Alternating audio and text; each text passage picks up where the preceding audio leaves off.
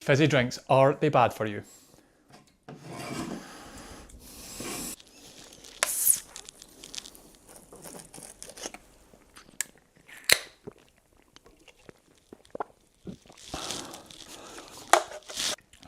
Oh my god, that never went well. First ever time I've done that. So fizzy drinks, are they bad for you? Not really. There's not really much evidence to suggest that they are. There was a recent study that just came out that people trying to lose weight had more success doing it using fizzy drinks.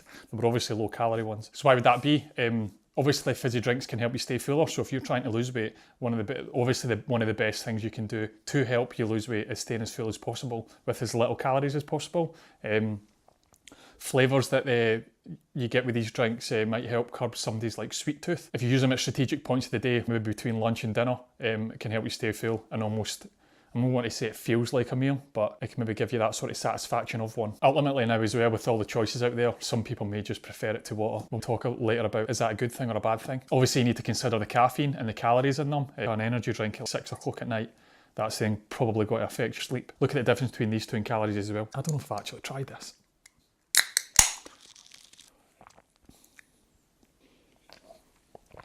That's surprisingly quite nice.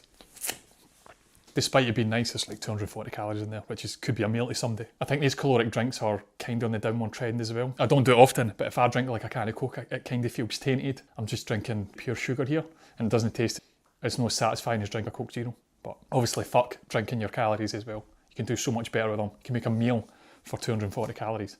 So artificial sweeteners have been proven not to be as harmful as many people make out. If they were that bad, then people would be dropping dead surely.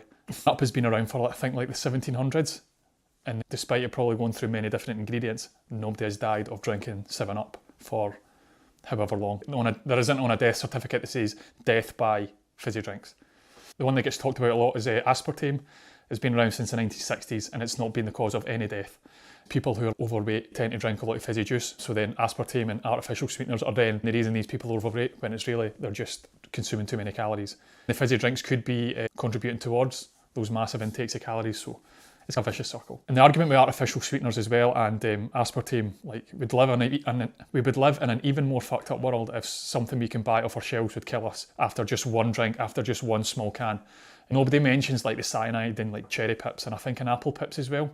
Nobody mentions like the alcohol or the cigarettes, or very rarely do they mention that you can buy every year off the shelves. But a can of Dr. Pepper is the worst thing ever, like it's pretty fucked up. Apparently you need to drink 14 cans before you reach any sort of harmful level of artificial sweeteners, and that's even a very conservative amount because the devil's in the dose, right? You can actually die from like too much water.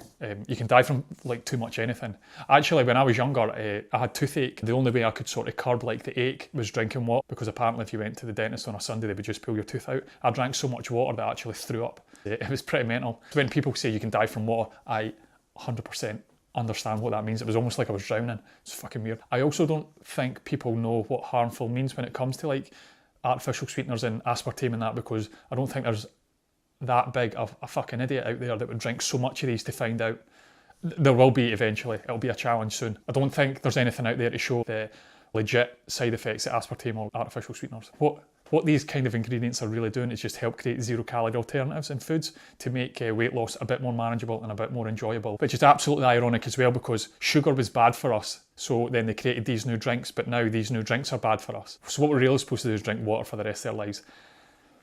Fuck that, because the amount of choices that you have. These drinks can be really like refreshing and enjoyable. Know that water's bad, but there's also other things in this world that you can enjoy, like a can of juice. Could you imagine how fucking boring your life would be if you never drank anything like this? The ingredients and the taste and things are all just got to get better. Also, apparently aspartame is in things like your toothpaste, so that means people will never brush your teeth. It's apparently in some ice creams as well, and like it's in chewing gum and yogurts and things, or we just got to stop eating that sort of shit as well. The problem with these people who are absolutely slating these kind of drinks, what they're really saying is they will never ever in their life have another one of these drinks again. So if you're like a really young guy who started this kind of, don't you fucking drink fizzy drinks, and he's like 25, so that means for the next 60 years of his life he's never got to touch one of these fizzy drinks. Imagine how much of a boring bastard he's got to be. What you're maybe better saying is, I might have one of these at some point in my life, or I might have one of these next week, rather than I am never going to have one of these things ever again because it's going to kill me. And it's better, in my opinion, just to say, oh, I might have one of them, I might not. Same like how people can be with alcohol. It's a very powerful thing to say, I might have one, I might not, rather than just saying, this is the worst thing ever. I am never having fucking one of these ever again. And fizzy drinks are everywhere as well because times have changed. They're obviously delicious as well because otherwise people wouldn't be drinking them and they wouldn't be selling so many. What tends to happen as well is if you eliminate something from your life, it usually leads to wanting it. If you eliminate something as meaningless drinks, there's probably going to come a time where you're wanting one. If you do have one, then you'll have the feeling of guilt and like you're cheating or you're letting down. And that could just lead down the path to worse things. You might feel like you've failed on your diet, so you just go, fuck this. And then you jump right into eating a fuckload of terrible foods for however long you fall off the wagon. And that just then leads to potential more bad habits later on. Whereas you could say, I might have one, I might not. Or you just allow yourself to have one and that just allows you to settle your mind. So anybody who's completely against like fizzy drinks, just put your carbonated water down or your triple distilled water that has came from a unicorn's penis and just calm down. Regardless if these are healthy or not, if these unhealthy drinks have helped somebody lose 40 kilos just by changing from a caloric drink to a lower calorie drink, is there an argument if it's healthy or not? Because that person has just lost 40 kilos, not even changed anything about their food, but they have changed from a caloric drink to only a 0 calorie drink. So it doesn't really matter if it's really healthy or not. If it's helping that person lose weight, then the sort of healthy equation can be put to one side because it's obviously up to each individual. If these kind of low calorie drinks are helping somebody feel more satisfied and helping them stay fuller, then it really doesn't matter if it's healthy or not.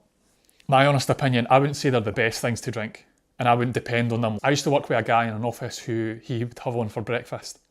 That's where I would draw the line. If you're waking up and having one of those for breakfast, I'd be like, go and fucking drink some water, please. And if you're drinking a large amount of these sort of caloric drinks all day, every day, you're probably not health seeking. And I would personally think you need to address that. I think your primary source of hydration should be water, and then have maybe 1 or 2 of these if you felt the need to. I never have more than 1 of these a day.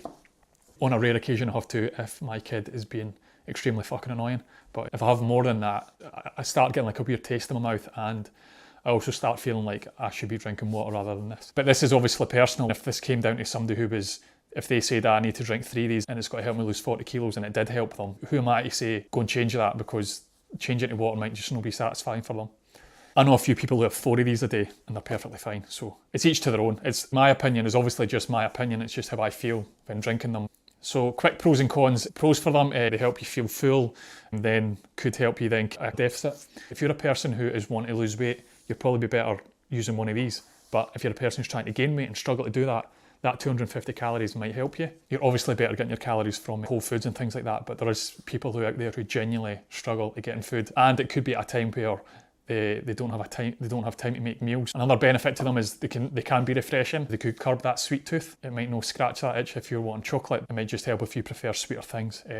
Another benefit is obviously the caffeine. If you use it at right times of the day, it could help you. So I drink mine at 2.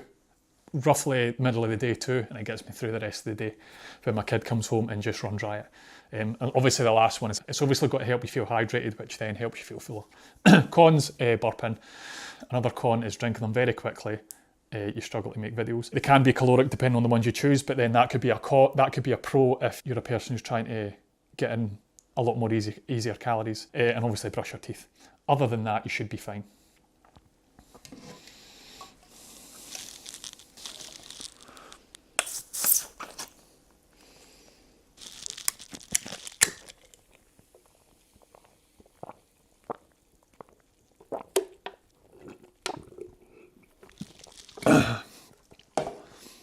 So are they bad for you? No, you'll be fine. See you in the next video.